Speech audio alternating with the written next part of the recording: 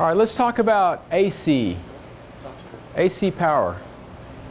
A little while ago we talked about the power formula for DC.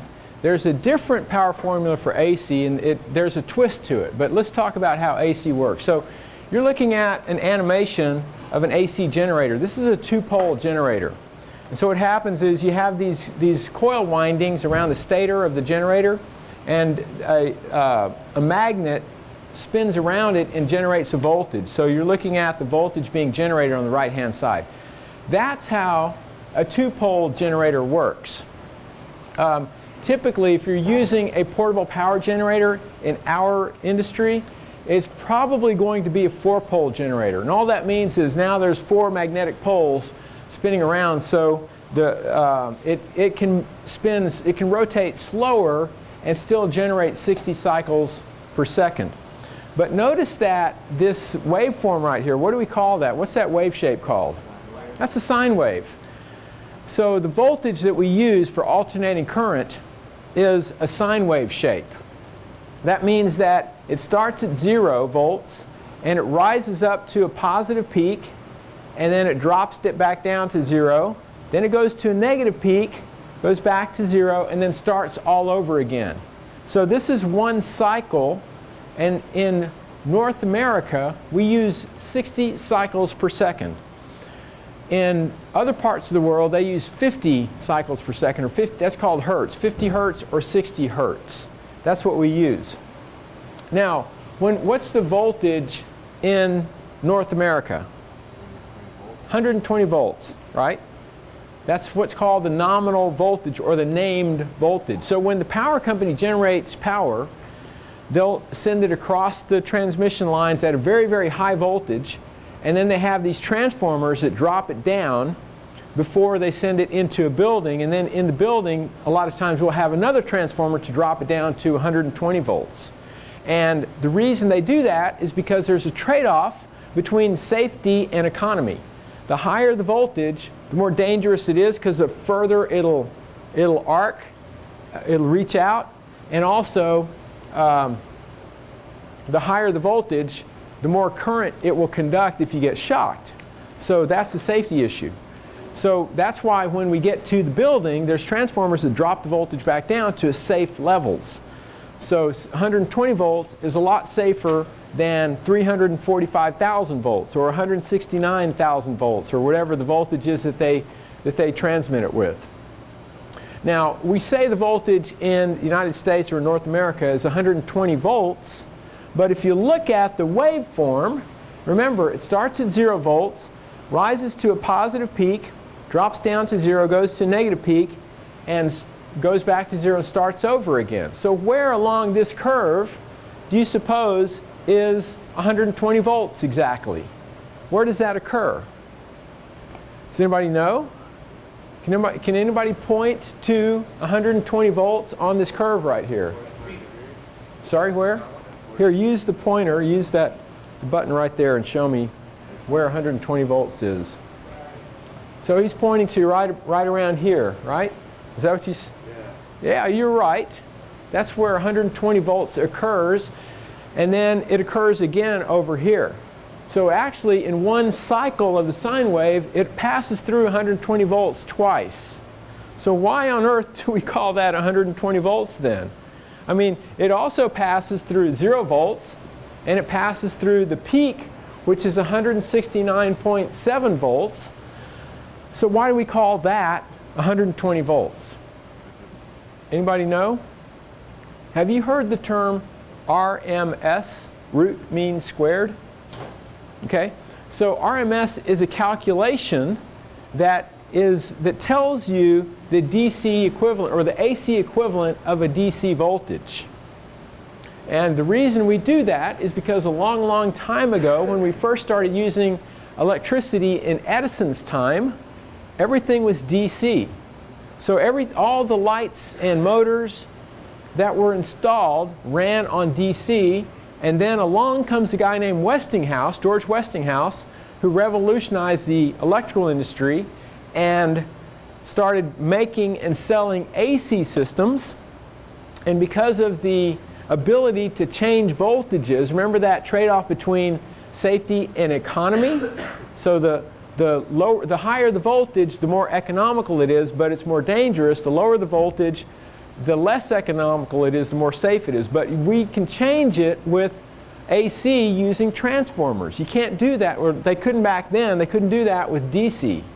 So economy won out, and everything converted over to AC. But because everything was already there were already motors, there were already lights, they wanted a way to have the equivalent AC voltage when it was already running on DC.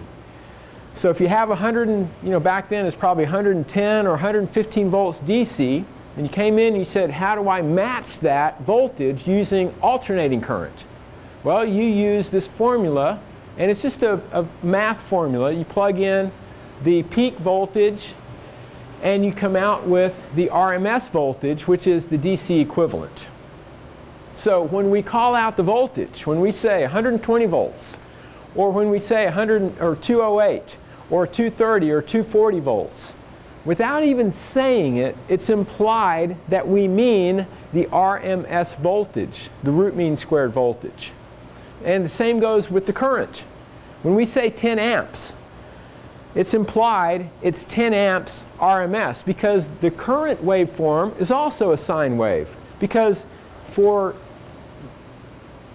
what are called linear, for some devices like Parkans, when the voltage rises, the current also rises.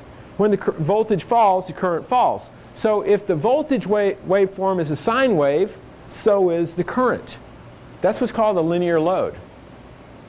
And so the current wave shape is, in a lot of cases, not always, a sine wave. Now with the new stuff, with the LEDs, and with computers and consoles and video projectors and media servers, all this, anything that's computerized, it has a computer chip in it. It has a certain type of power supply in it called a switch mode power supply. It may or may not draw current in a sine wave fashion. Sometimes it draws it in a pulse. So that's a little bit different, and that changes a lot of things. But nevertheless, when we say 10 amps, what's implied is it's 10 amps or 20 amps RMS, okay? Because it's also an alternating current as well. So now, when we have AC devices, like virtually everything we use, then there's something called a power factor. And power factor is sometimes specified in the manufacturer's specifications, and sometimes it's not. But what that means is the power factor tells you how much of the current that it's drawing is actually being used. Sometimes a device draws more current than it actually uses. And the power factor ranges, it's on a scale from 0 up to 1. Or you can think of it as 0 to 100%. So a power factor of 1 or 100% means that it's using 100% of the current that it's drawing. That's good. That's what we want. We don't want extra current draw, because that means we need bigger conductors and bigger connectors, which means they're more expensive and they're heavier, and it's just not good.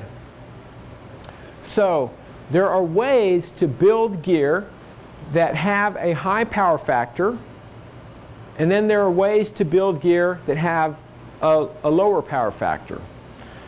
And up until we started using a lot of computers and LEDs, power factor didn't really matter to us as entertainment electricians or lighting people or audio people or video people.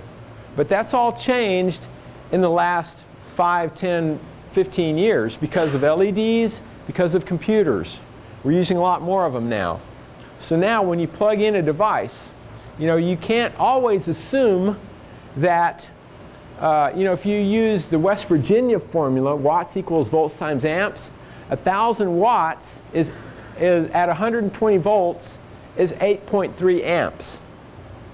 Right? That's a good number to memorize. 8.3 amps per 1,000 watts at 120 volts. But we can't always assume that. Today, with LEDs because of the power factor. Now we have to either look at the current draw or we have to look at the power factor if it's available.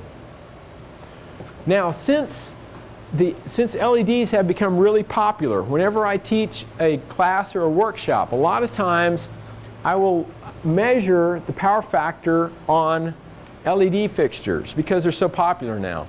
And what I've found in general is that of all the LEDs that I've tested, about half of them are power factor corrected and half are not. So, and of the ones that are not power factor corrected, the power factor tends to be about 0.5. Remember, it's on a scale from 0 to 1, so 0.5 means 50%. So what that tells you, or it should tell you, is that it's drawing twice as much current as it would normally if it was power factor corrected. So instead of 8.3 amps per 1,000 watts at 120 volts, that same device with the low power factor will draw twice as much current, or 16.6 amps, instead of 8.3 at 120 volts. Now, LEDs generally draw small amounts of current. You know, most of the devices that we have, you know, the lights and that kind of stuff, are going to draw 1 amp or less. So you say to yourself, well, then why does it matter if it draws twice as much current? Because it's so little current. Well, here's why it matters. Because how many devices can you put on a 20 amp circuit? Now, I was talking earlier about how normally I only want to put no more than 2 devices on a 20 amp circuit. That's for, I'm talking about automated lights. A lot of LEDs now have pass-through power cables, so you can daisy chain the power, and you can put, you know, 8 devices on a 20 amp circuit, and in some cases more. But if you don't understand power factor, or you don't read the specs, then you may be tempted to put too many lights on a 20 amp circuit, not knowing about power factor, and then the circuit breaker will trip, and then your whole design will be off. So you should understand there's this thing called power factor, and sometimes the specifications will tell you what the power factor is, but more often than not, they don't. So what you have to do is look at the current draw specifications, and that's built into the current draw. So for example, we said with the park incandescent light, 1,000 watts at 120 volts is 8.3 amps. If you look at 1,000 watts worth of LED fixtures at 120 volts, and it tells you it draws 12 amps instead of 8.3 amps, then you know the power factor is less than 1 because it's drawing more current than you would expect. So you need to look carefully at the specifications and figure out how many of these devices you can put on a single 20 amp circuit. And of course that affects your entire system, because if you have a low power factor and you have a bunch of these lights, then that maybe you need more supply. You definitely will need more supply than if it was power factor corrected. So look at the specs, see what the power factor is. Or if it doesn't have power factor, just look at the total current draw and you factor that into the equation. So say, for example, you have 50 lights and they draw, you know, 2.5 amps apiece. That's 100 and however many amps. You need to make sure you have that much supply so that you can power up your entire system. Does that make sense? So the power factor is only reflected on the current draw specs, but not on the wattage specs of the fixture? That's correct. So the comment was, is the power factor only a reflection of the current draw and not of the wattage? That's absolutely right. Wattage tells you how much energy that device is using, or power that device is using. And energy is power over time. So if I have 1,000 watts and I have it on for 1 hour, that's at 1,000 watt hours. If that same device has a low power factor and it's drawing twice as much current, it's still 1,000 watts. That hasn't changed. So the wattage tells you how bright the light is. You know, there's only so many things that you can do with electricity. You can create light, you can create heat, you can create sound, or you can lift things. You can move things. Those 4 things are all you can do with electrical energy. So the power factor doesn't affect how much light it puts out, doesn't affect how hot it gets, doesn't affect how loud it is if it's an amplifier, and it doesn't affect how much weight you can lift if it's a motor. What it does affect is how much current it will take to produce a certain amount of brightness, or to produce a certain amount of sound, or a certain amount of heat, or to lift a certain amount of weight. Does that make sense? So it's just extra current on top of what you already need to do the job. So it's waste. It's current you don't need. Do you usually see that on like cheaper fixtures? Not necessarily. Not as efficient? No. It's not a reflection of the quality of the instrument. It's a reflection of the design of the power supply. Now, does it cost more to use power factor correction? Yeah. So in that sense, the fixture should be less expensive, but not always. Sometimes you find that there are very expensive instruments that are not power factor corrected. Sometimes you find there are very inexpensive instruments that are power factor corrected. And a few years ago, when fewer people were aware of power factor, there were more instruments that were not power factor corrected. Today, more manufacturers are aware and are now power factor correcting their devices. So once it's power factor corrected, it behaves just like a conventional source, in that the current draw is a sine wave again, and you can actually use the DC power formula or the West Virginia formula, and you get the same result. So with alternating current, with AC, the formula for power is power equals voltage times the current times the power factor. So you can see that if the power factor is 1, then that essentially drops out of the equation, and it becomes power is voltage times current. But if the power factor is less than 1, then for the same wattage and the same voltage, the current has to be higher to compensate for it, if that makes sense. Yes? So would it be safe to say a power factor is a measurement of efficiency? Okay, there's a distinction between, sorry, what's your name? Matthew. Yeah, sorry, Matthew. There's an important distinction between efficiency and power factor. Power factor does affect efficiency, but only slightly. And the reason is that when the extra current that you're drawing, that represents energy, that's actually being stored in the system in the form of a magnetic field or electrostatic field like a capacitor, but it's eventually returned back to the system. So it's not used up.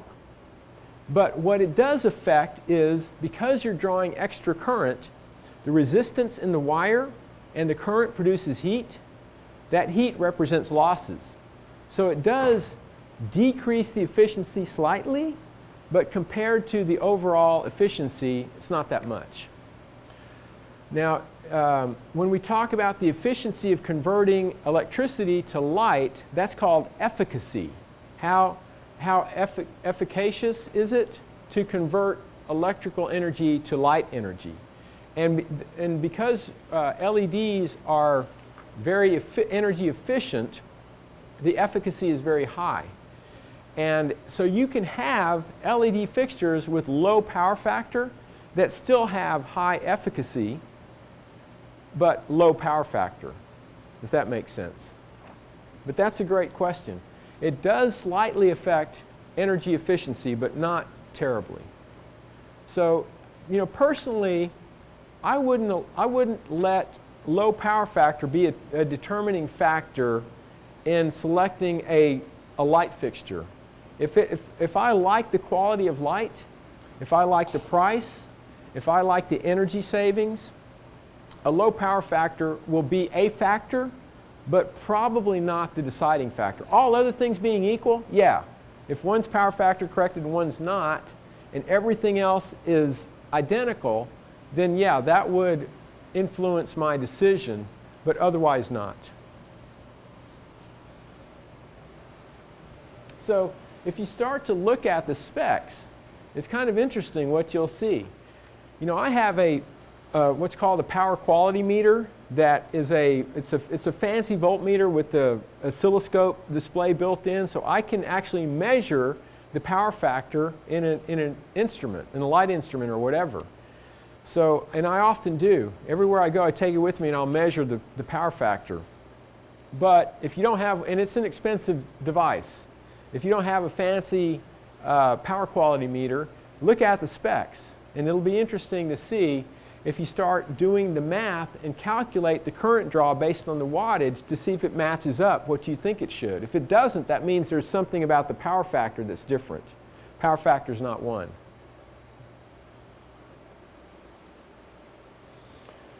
Now, where does a low power factor come from? A low power factor comes from inductors and capacitors. An inductor is a coil of wire. Like in a motor or a transformer, there's coils of wire in them. And when you run current through them, that coil of wire creates a magnetic field inside of that coil. That's called an inductor. And an inductor actually does a lot of things. It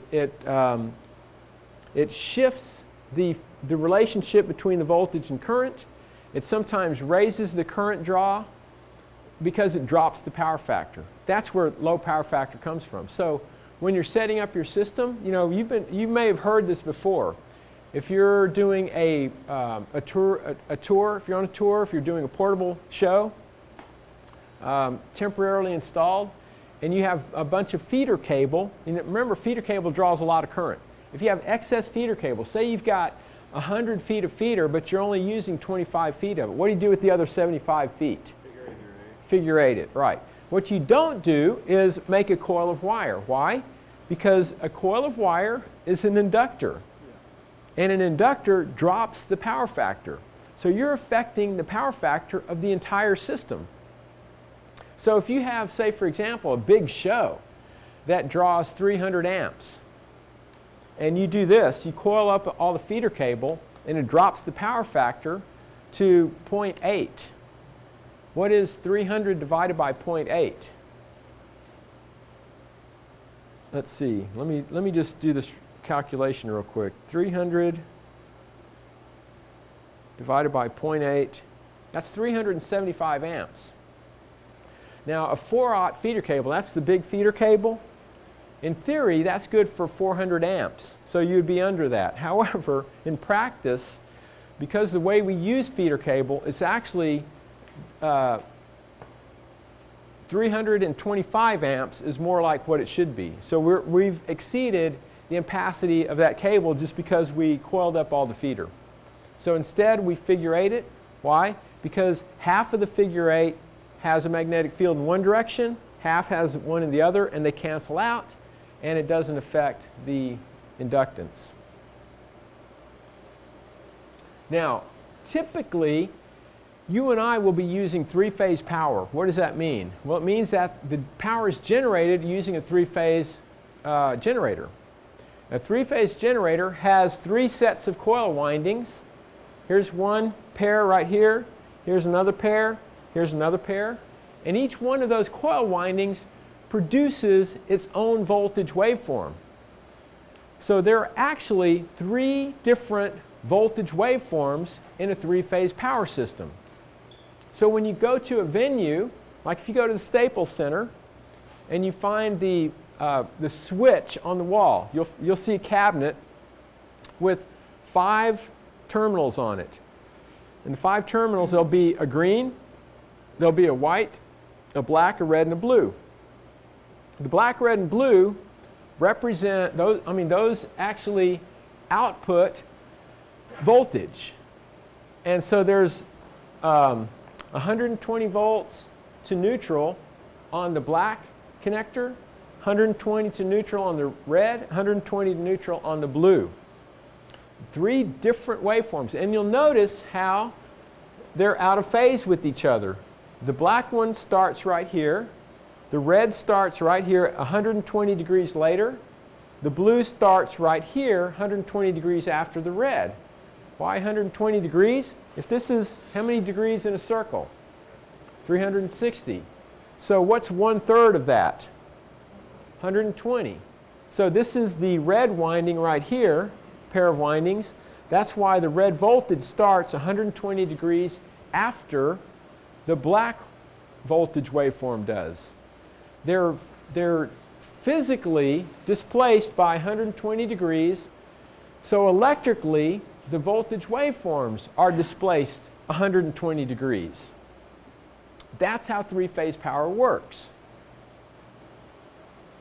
So this is the inside of that switch that I was telling you about. These switches are really important. When you go into a venue for a touring show, portable show, or even a permanently installed show, you're going to get power from a feeder transformer that's connected through a switch.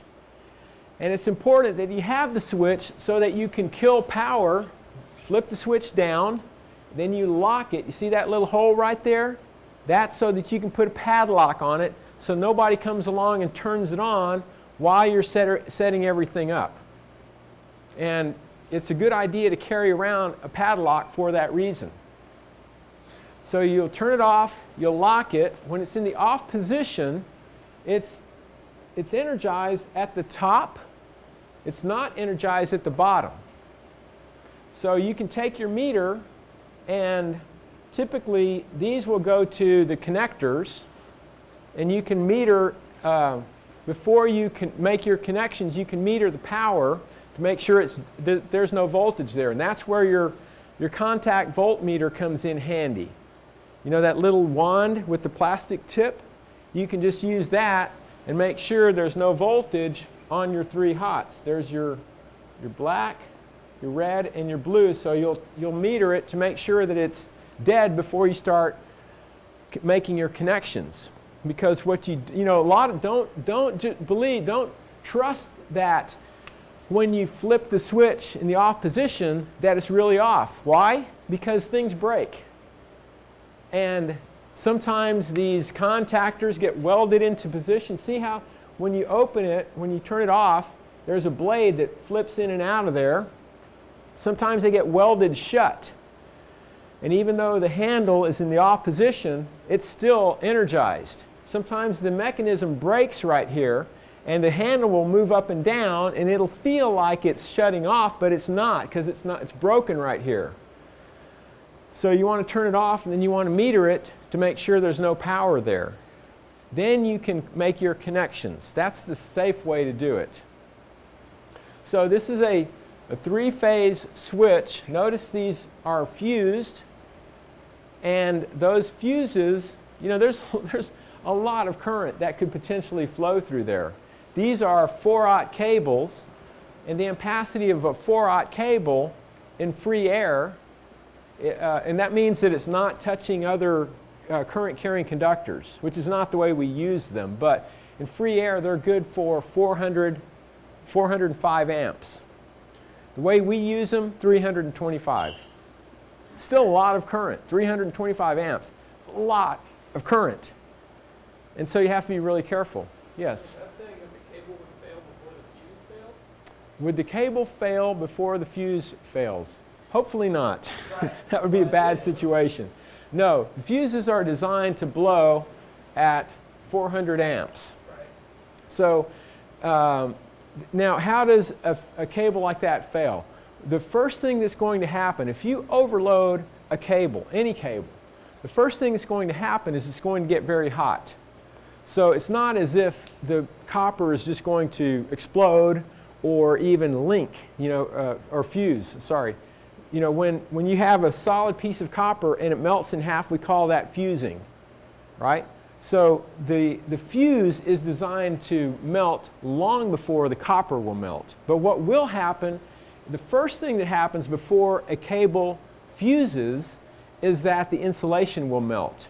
So the cable is rated, the ampacity is based on the melting temperature of the insulation or the jacket around it.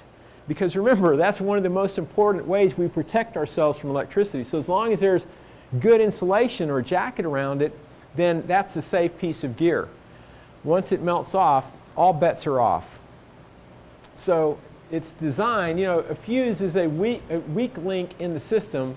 It's designed to fuse at the fuse before the cable itself fuses, the copper fuses. And these are called high rupture capacity fuses, or HRC, because we're talking about 400 amps.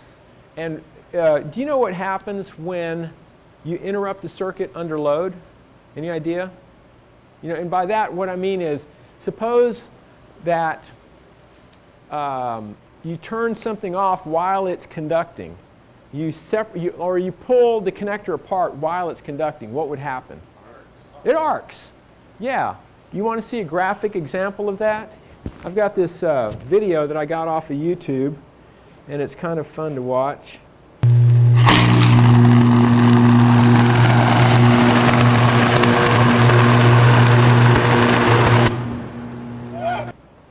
See that? Yeah. That's what happens when you interrupt a circuit under load. And that's true with any circuit that you interrupt under load. So that's why it's really important that before you start tearing out cables and breaking stuff down, you turn everything off. And so you turn off all the lights, you know, turn everything off, and then you start turning off circuit breakers before you start breaking connections. Especially, you know, the bigger the connection, the more current it could potentially conduct, the more important it is you turn it off before you start breaking it down. Yes? So, which, you know, with all the power, we've moved the power on a lot of moving lights and everything, and they're saying, oh, the blue one should not allow you to disconnect under load. Right. The special yellow one you can. What makes it different? Yeah, okay, so the question is, there's a new type of PowerCon out. You know, PowerCon is the Neutrik connector. The blue ones, they're really cool because instead of having a fixture with the tail on it, you can disconnect it at the fixture.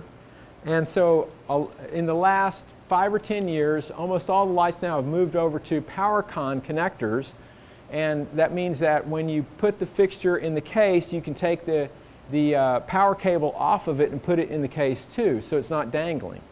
Now there's a new type of Neutrik power cable called a TrueCon.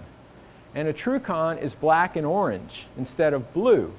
And the difference is that the TrueCon is designed to be able to be broken under load. That means while the fixture's still on, if you happen to disconnect it, it won't arc internally. So it's just a difference in how the contacts are made and broken. So when you break the contacts, they don't both disconnect at the same time. First one disconnects, then the other disconnects. It's because if you disconnect them at the same time, there's a higher likelihood that they will arc together and short out. And so I don't recommend that you pull the power cables off while the lights are on, but if you do it accidentally, it won't destroy the connector or the light.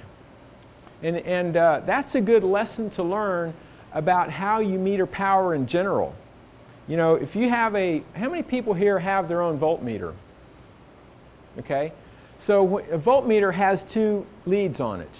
And so to measure the voltage, you need access to live exposed conductors, which is why you should be wearing gloves anytime you're metering power, preferably rubber gloves, because rubber has a high insulating value.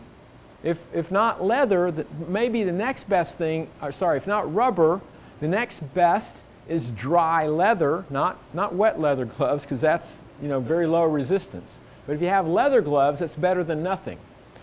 Leather will conduct. You know, leather is cow skin. Your skin conducts. Cow skin conducts. But at least there's a little bit of resistance between you and the live exposed conductor.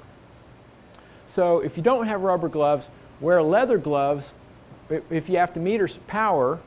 If you don't have leather gloves, then cotton gloves. And again, can current flow through cotton? Yeah, but at least there's a little bit of resistance there. It's better than nothing. And dry cotton. If your hands are, if they're sweaty, if they're wet, you know, you probably shouldn't be metering power like that. But when you meter voltage, it's, you know, the natural thing is to put both probes on at the same time, remove both probes at the same time. If you remove both probes at the same time, there is a greater likelihood that it will arc together, the two leads will arc together, and it can cause what's called an arc flash, which is basically an electrical fire, which happens very quickly and is really dangerous. Lots of people, you know, most electrical accidents, commercial and industrial electrical accidents, are not shocks but burns. And that's what happens if you inadvertently create an arc flash. And if you're working with 208 volts, 240 volts, 480, a lot of times when you have a portable power generator, you can set it to 480 volts. Then the higher the voltage, the higher the likelihood that you could inadvertently cause an arc flash. So when you're metering power, get into the habit of removing one lead, then remove the other lead while you're metering the power. So when you're connecting power at the switch, you want to make sure it's off, you want to lock it, and you want to meter it to make sure that power is indeed off. Another thing you want to do, and there's a picture later on, let's see how far up is the picture. Well, it's quite a bit. Yeah, if you go to turn 1, 2 pages. 2 pages. And I'll just real quickly, so I'll go down to this picture right here. I'm going to go a little bit out of order. So you see this is the inside of a dimmer rack. And this came off of a tour. One of the big artists asked me at break time. I don't want to put it on video, but there was a big artist that was touring in Europe and went into a venue, and the crew for the band asked the local electricians to make sure to meter the power before they connected the dimmers, because they were using American equipment which runs on 120 volts. They had a step-down transformer because they know that the voltage in Europe is 230 volts. Well, this gear is designed for 120 volts. And the local crew there refused to use the transformer. They said they didn't need it. It'll be fine. Don't worry, everything's fine. Everything's fine. And so the band crew lost the argument. The local crew connected the gear, turned it on, and this was the result. This is one of many pictures I have of it, but you can see it just completely smoked the inside of that dimmer rack. And they destroyed $4,000 worth of gear in one switch. So that's why you meter the power before you connect everything and turn it on to make sure it's what you expect it to be. You know, a lot of times the sign might say, or the switch might say 1 voltage, but it's something else altogether. And I've seen it happen on more than one occasion where the assumption was made that the voltage is something, but it's something else, and then you end up destroying equipment. So you want to meter the power before you connect things and start turning it on. So let me go back to our switch here.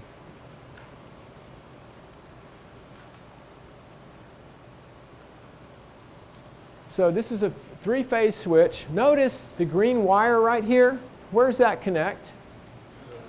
To the metal cabinet, to the chassis of that switch. And that's there in case, say, this wire breaks and it comes in contact with the metal and it shorts out. If this green wire is not connected to it, then that's going to stay energized, and when somebody touches it, they will get shocked or electrocuted. But with the green wire, then now there's a path for fault current that takes current back to the supply, and it trips the circuit breaker. Or in this case, it would blow the fuse. The fuse would blow because it would conduct more than 400 amps because it's a dead short. So that's how important that green wire is. And notice that it's much smaller than the phase conductors. And that's okay. That's to code. It's code compliant because it should only conduct for a short amount of time. It should only conduct long enough to blow that fuse. And then there's no more voltage there. So that's okay. It doesn't have to be the same size. But there are requirements. It has to be a certain size, but it doesn't have to be the same size. And it can't be, I think it can't be smaller than number 2 wire, I believe, something along those lines. So this is what our 3-phase power connection looks like. There's our 3-phase conductors, and then there's the neutral. And when you look at the NEC, the National Electrical Code, they refer to it, they call the neutral the grounded conductor, and they call the one with the green marking on it, they call it the grounding conductor. So it's kind of confusing. But just, you know, everybody calls this the neutral and that the ground. So that's how that works. Now, let's talk for a moment about meters. Some of you said that you have your own meter, and that's good. How many people here know what category of meter you have? Yeah, what category do you have? 2? Did you say you do, or you have what category? A 2. Okay. All right. So if you have a meter already, it's really important that you look at it and find out what category meter it is. And I recommend that you have at least a category 3 meter. And I'll tell you why it's important to know this. If there's a magazine called EC&M, Electrical Contractor and Maintenance Magazine. And there's an article that came out a couple of years ago, and I believe the title of the article was something along the lines of The Forensics of a Deadly Arc Flash. And it told the story of an electrician in the northeast area around Boston, a suburb of Boston, who had finished working for the day. He was driving home, and he got a call over the radio to come to a department store that was having trouble with their lights. And this was during an electrical storm, so the lights were flickering and the air conditioner was cycling on and off. And there happened to be a utility crew down the street from the department store working on the electrical system. And there was a fire marshal that was with the utility crew. The fire marshal heard the call to the electrician to go to the department store, and the fire marshal realized the department store was just down the street. So the fire marshal decided that he was going to go down and investigate. So the electrician gets there, the fire marshal gets there. Now the electrician had finished working for the day, so he didn't have any of his tools. He didn't have his voltmeter. So when he got there, he asked the maintenance person if he could borrow his voltmeter. He said, yeah, sure. So he loaned him the voltmeter. The maintenance guy took him down to the basement where the electrical panels were. The electrician took off the dead front, which is, you know, what covers the panel, so he could get in there and meter the voltage. While he had the probes on the terminals, there was a lightning strike. A voltage surge came through the wires, and the meter exploded, and it killed him and the fire marshal who was standing right behind him. Now, according to the article, the reason that they died is because the electrician was using the wrong category of meter. He should have been using a category 3 meter, and he was using something less. Now, in this particular case, he was metering a 480 volt panel, which is really, you know, 480 volts can be nasty, nasty stuff. Typically, you and I don't work with 480 volts unless you shoot movies, unless you do motion picture production, in which case sometimes the generator is set to 480 volts because you want the long cables, and higher voltage means less current, less voltage drop. So a lot of times in movie production, they will use 480 volts. But most of the time, when we're doing club installations, when we're doing church installations, when we're doing concert tours, when we're doing theater, you know, we're going to be dealing with 120 volts, 208 volts in a lot of instances, because a lot of these big moving lights, you know, if they were to run off of 120 volts, they would draw 30 amps, or, you know, more than 20 amps. So rather than do that, they will run on 208 volts, which cuts the current in half. So 120 volts, 208 volts, sometimes 240 volts, sometimes, you know, in certain situations we'll use 240. It's still dangerous, but you should be using, if you're metering that kind of stuff, you should probably have a category 3 meter. What does that mean? Well, there's a standard, and it's an international standard. It's called EN 61010, and it was last updated 2010, and it rates meters based on how they're built.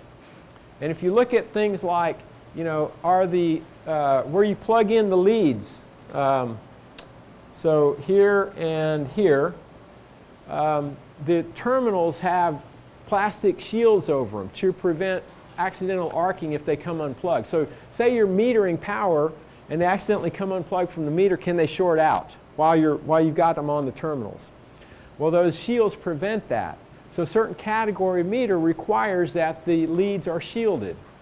And then things like knurled surface on the probes. If you look at your probes, there's a little ridge on it to prevent your fingers from slipping. If you're pressing them against a live exposed conductor and your fingers slip, now you're in direct contact with the live exposed conductor. And then the mode selection switch. Most meters have this dial on them. That's called a mode selection switch. So you dial it into volts or to ohms or whatever it is. And if you're metering power, if you're measuring voltage, and the current goes through that mode selection switch, it has a dry contact closure, so when you turn it, it makes contact with a different terminal, right? Well, that's a weak link in the circuit. If there's a voltage surge, that dry contact closure could arc and cause an arc flash, or it could cause a meter to explode. So certain categories of meter are required to be built a certain way so that the measurement current doesn't go through the mode selection switch. And then there's a fuse in your meter. And those fuses have to be able to withstand a certain amount of voltage for a certain category rating of meter. So all those things and more determine what category of meter you have. The category 1 is for low voltage electronic circuits. So if you were to open up your projector or your laptop, typically there's low voltage in there, 5 volts, 12 volts, something like that. So you can use a category 1 meter for that. Category 2 is for receptacles and what they call utilization circuits. That would be an outlet, or in our world, a lot of times it's a Sockapex breakout with the Edisons. That's a utilization circuit. Extension cord, basically a branch circuit outlet is a utilization circuit. You can use a category 2 meter for that. Category 3 is for distribution level circuits like dimmer racks, motor control centers, circuit breaker panels, power distros, and the secondary side of feeder transformers. A lot of times that's what you and I are doing. Before we tie in our feeder, we want to measure the voltage there. We should make sure we're using a category 3 meter. We've got our rubber gloves on, we're standing on our rubber yoga mat, we've got our electric hazard rated shoes on when we do all that. That's category 3. And then category 4 is for generator and transmission circuits. So if you're working on a portable power generator, if you're working on anything that's outside that might be part of a transmission line, then you should be using a category 4. So if you're in movie production and you're an electrician, you should have a category 4. Or sometimes there's a dual rating. My meter is a dual rated meter. It's a category 3/4. So it's a category 3 up to 1,000 volts and a category 4 up to 600 volts. And that meter, mine's a Fluke. It costs about $265. The higher the rating, yeah, it's going to cost a little more, but these are your you're all professionals. You should have professional toys.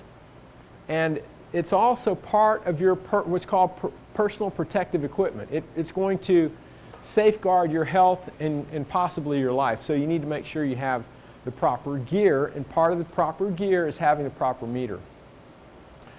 This is a pictorial graphic of the 4 categories of meters. So category 1 is for low voltage PC boards, category 2 for receptacles and outlets, category 3 for panels, and the secondary side or the output side of a feeder transformer, and category 4 is for portable power generators, the primary side of feeders, and transmission circuits. Are we? Okay, well, this is a good time to break. So let's go ahead and we're going to take, since lunch is here, we'll take 45 minutes. So let's come back about 1:15.